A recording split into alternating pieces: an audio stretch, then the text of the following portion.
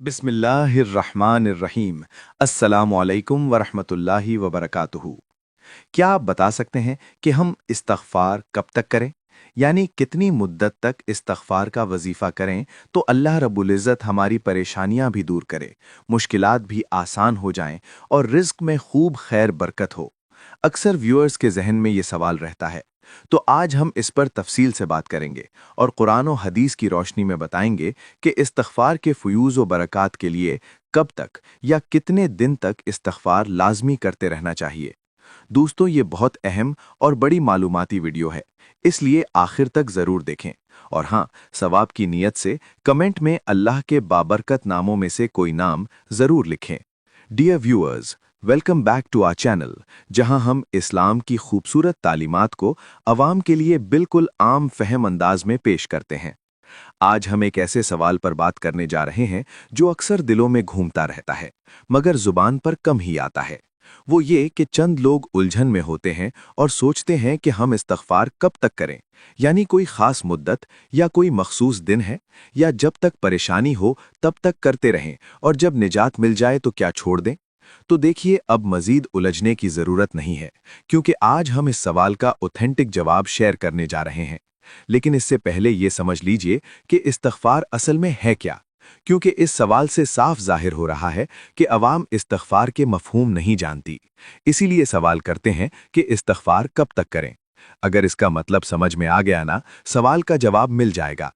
देखिए, इस्तग़फ़ार के लुग़वी मानी सित्र, छुपाना, ढांपना और पर्दा डालने के हैं, यानी किसी चीज को यूं छुपा देना कि वो नजर ना आए। और जब हम शरई मफहूम की बात करते हैं तो इस्तग़फ़ार का मतलब होता है अल्लाह रब्बुल इज़्ज़त से अपने गुनाहों की मुआफ़ी मांगना, तौबा करना और उससे मग़फ़िरत की इल्तिजा करना। जब अल्लाह तबारक व तआला किसी मुजरिम व ख़ताकार को अपनी मग़फ़िरत से नवाज दे, तो हकीकत में अल्लाह रब्बुल इज़्ज़त ने उस इंसान के जुर्म को अपनी रहमत से ढांप लिया।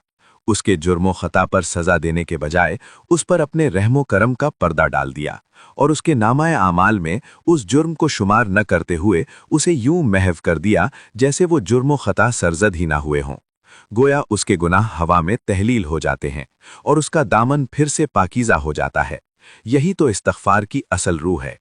बंदा अपने रब के हुजूर नादिम होकर झुक जाए, दिल से मुआफ़ी मांगे और फिर रब्बे करीम अपनी शान सत्तारी से उस पर ऐसा पर्दा डाल दे कि न दुनिया को खबर हो, न आखिरत में रुसवाई हो। लेकिन ये भी याद रखें, इस्तग़फ़ार सिर्फ इस्तग़फ़ार कहने का नाम नहीं, ये दिल की कैफियत है। जब दिल गुनाहों की वजह से शर्मिंदा हो और आंखें अपने रब की रहमत में भीग जाएं और इंसान अपने गुनाहों पर नादिम होकर पलट आए, तो यही इस्तग़फ़ार अल्लाह की रहमत को खींच लाता है। हुजूर नबी करीम सल्लल्लाहु अलैहि वसल्लम का इरशाद मुबारक है, जब बंदा तौबा कर लेता है तो अल्लाह ताला करामन कातिबीन को उसके गुनाह भुला देते हैं और उसके आज़ाओ जवारह को भी भुला देते हैं। ज़मीन के टुकड़ों को भी अल्लाह ताला भुला देते हैं, यहाँ तक कि वो क़यामत के दिन अल्लाह ताला से इस हाल में मिलेगा कि उसके खिलाफ अल्लाह जलालहू की बारगाह में कोई गवाह नहीं होगा। न फरिश्ते, न जिस्म, न ज़मीन, सब खामोश, सब बेखबर।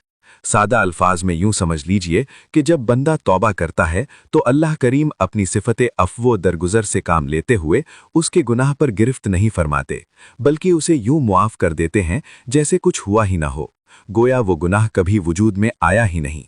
ये अल्लाह की रहमत का वो पहलू है जो इंसानी अक्ल को हैरान कर देता है। लफ्ज़ इस्तग़फ़ार खुद इस बात की तरफ इशारा करता है कि हर गुनाह, हर खता सज़ा के लायक है, लेकिन अल्लाह जल्ले जलालुहू का करम देखिए कि वो चाहे तो उन गुनाहों को माफ़ फरमा दें, उन पर पर्दा डाल दें और अपने बंदे को यूं पाक कर दें जैसे वो कभी खताकार ही न था। यही वो मकाम है जहां बंदा अपने रब की रहमत के साए में आ जाता है। वो रब जो बंदे की तौबा पर खुश होता है, जो गुनाहों को माफ़ करके बंदे को अपनी रहमत की छाँव में लेता है। और यही इस्तिग़फ़ार का असल हुस्न है। दुनिया में अल्लाह करीम की मग़फ़िरत का मतलब ये है कि वो अपने बंदे के गुनाह को छुपा लेते हैं, उसे दूसरों पर ज़ाहिर नहीं होने देते। वो सत्तार हैं, यानी ऐबों पर पर्दा डालने वाले। बंदा चाहे जितना भी खताकार हो, अगर वो नादिम होकर पलट आए तो अल्लाह ताला उसके गुनाह को यूं छुपा लेते हैं जैसे वो कभी हुआ ही ना हो।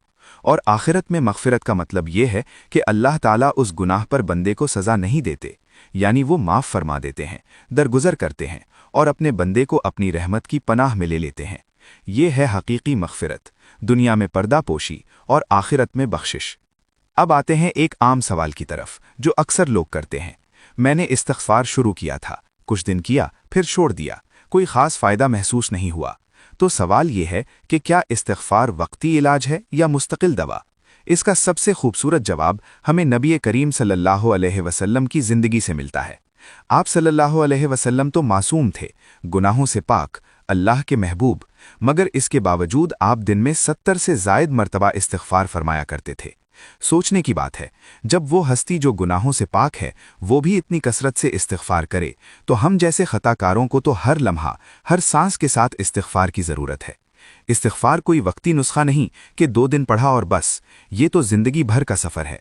ये दिल की सफाई का अमल है, रूह की ग़िज़ा है और अल्लाह से जुड़ने का ज़रिया है।